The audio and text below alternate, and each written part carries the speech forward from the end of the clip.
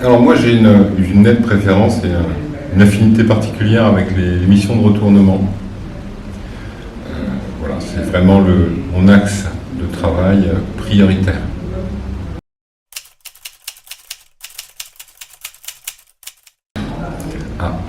Alors une mission de retournement, c'est une mission de crise qui peut se définir par quelques critères simples. C'est une société qui est en difficulté, qui a souvent un problème de rentabilité, qui a par conséquent également un problème de trésorerie, soit au moment où on intervient, soit programmé finalement à un horizon assez court, et de manière consécutive aussi un problème de dette. Un endettement auquel il va falloir faire face dans les semaines, dans les mois qui viennent, et alors que l'entreprise n'a plus nécessairement la certitude de pouvoir y faire face. Donc c'est une mission dont les caractéristiques au départ sont celles-ci. Et en général, quand on réunit ces trois critères-là, on a automatiquement un certain nombre de conséquences qui se déclinent.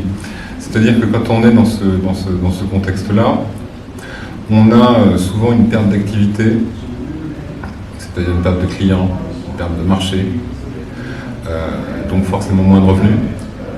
On a fréquemment le départ de collaborateurs importants, avec à la clé parfois une perte de savoir-faire, une perte de compétences en interne, si ces collaborateurs est important. On a une situation de trésorerie tendue, ou déclinante, c'est-à-dire qui sera tendue bientôt. On a un climat social généralement tendu aussi, voire parfois un climat social hostile.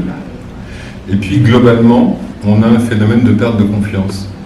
Perte de confiance de la part des clients, de la part des fournisseurs, de la part des banquiers, évidemment. Perte de confiance également de la part des collaborateurs. Parfois également un phénomène de perte de confiance de la part des actionnaires.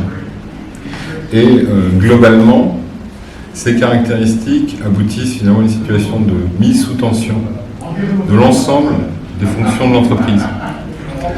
Et une mission de transition, c'est donc une mission dans laquelle il va falloir travailler dans une première phase sur deux éléments clés qui ne fonctionnent pas l'un sans l'autre.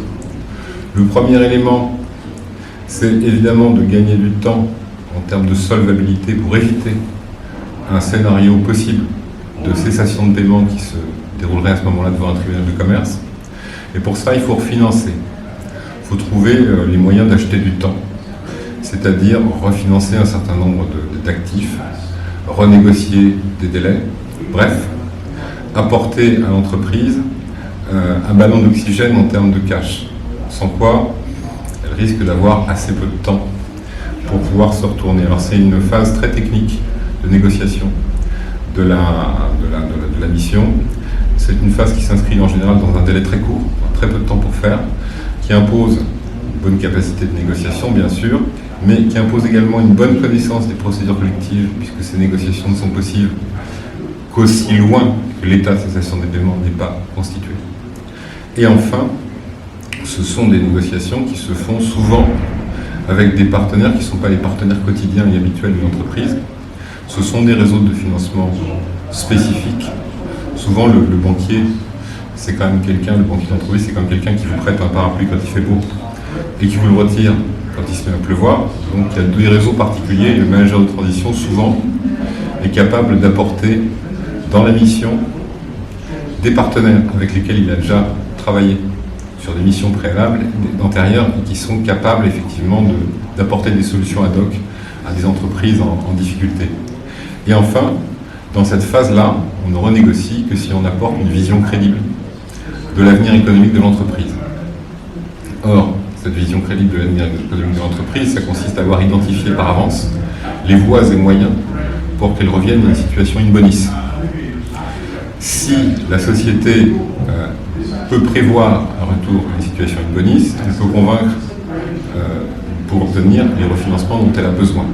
Donc les deux démarches, désendettement, refinancement d'un côté, et la démarche effectivement de reconstitution d'un modèle économique rentable, fonctionnent simultanément, même si la phase de refinancement est se termine à un moment donné et que la phase de retour à un niveau de performance suffisant pour être rentable d'une part et faire face à l'endettement d'autre part, est une phase qui dure plus longtemps et qui aboutit finalement à restaurer le niveau de performance requis pour l'entreprise. En quoi consiste une mission de transition, de retournement? Entreprise qui effectivement dispose en interne de ressources qui permettent de gérer ce genre de situation. Ce sont des entreprises souvent de très grande taille, des entreprises multisites, souvent à l'échelle mondiale. Les constructeurs automobiles, par exemple, disposent d'équipes qui sont susceptibles d'intervenir au pied levé sur telle ou telle de leurs filiales qui connaîtraient effectivement un problème de performance. Donc ça, c'est le fait de très grands groupes. En revanche, quand on s'adresse à une clientèle d'ETI ou de PME, clairement, ce sont des sociétés qui n'ont absolument pas les moyens, la taille critique, pour avoir ce genre de ressources en permanence en interne. Donc, elles sont obligées d'avoir recours à une ressource extérieure, d'autant que, quand on fait du retournement, c'est qu'on intervient finalement dans un contexte dans lequel il y a une baisse et une érosion graduelle de la performance au fil des années. Ça peut être depuis 2, depuis 3 ans que l'entreprise, effectivement, régulièrement est en dessous du niveau de ses objectifs et creuse finalement tranquillement le trou de ses difficultés.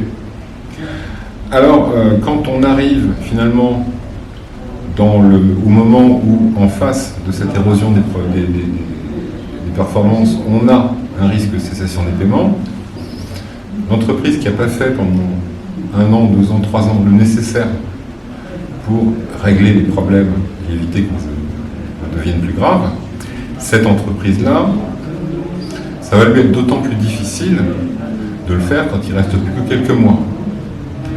Et en plus, l'accumulation des difficultés au fil du temps, ça va être extrêmement chronophage pour les collaborateurs, pour l'encadrement, qui du coup aura du mal à gérer ces conséquences de la crise au niveau de chacun des postes du comité de direction, et en plus à prendre en charge le fait d'avoir une vision, un objectif, des chantiers qui doivent être menés tambour battant très rapidement, en plus de leur fonction actuelle. C'est très probable qu'ils n'y arrivent pas. Donc l'arrivée du manager de transition va aussi avoir pour effet de détendre en quelque sorte la contrainte, le poids des responsabilités, de la charge de travail qui pèse sur les gens qui appartiennent à l'encadrement de l'entreprise. Donc c'est pour ça que les entreprises ont affaire à des managers de transition. Puis j'ajoute en plus que le manager de transition, il prend à sa charge la responsabilité de la bonne fin du retournement. Et en définitive, quand on est dans une situation difficile, c'est souvent qu'on a un peu de mal à définir qui était responsable de quoi.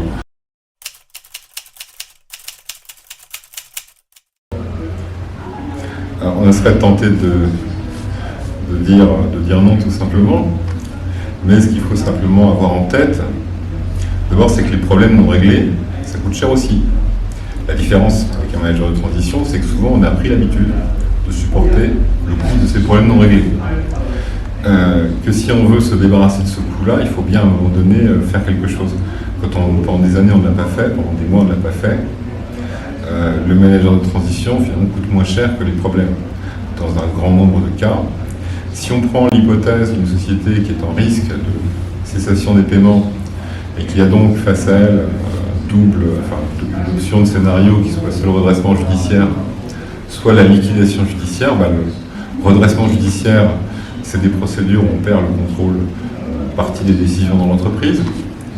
C'est des procédures qui ont un impact sur le fonctionnement de l'entreprise, sur l'environnement de l'entreprise, parce que c'est public, ça se sait.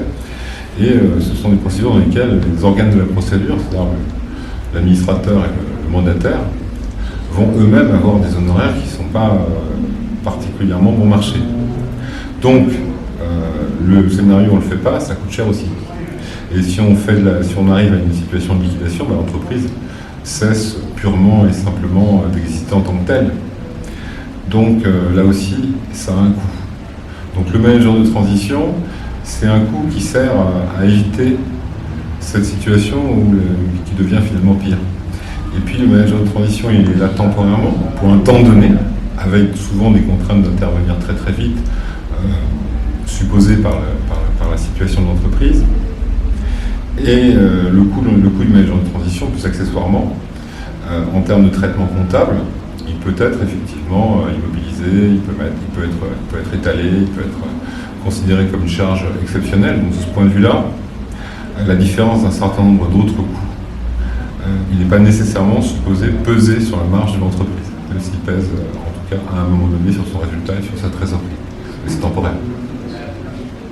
Donc le manager en transition, dans un environnement de retournement, c'est souvent une assez bonne affaire.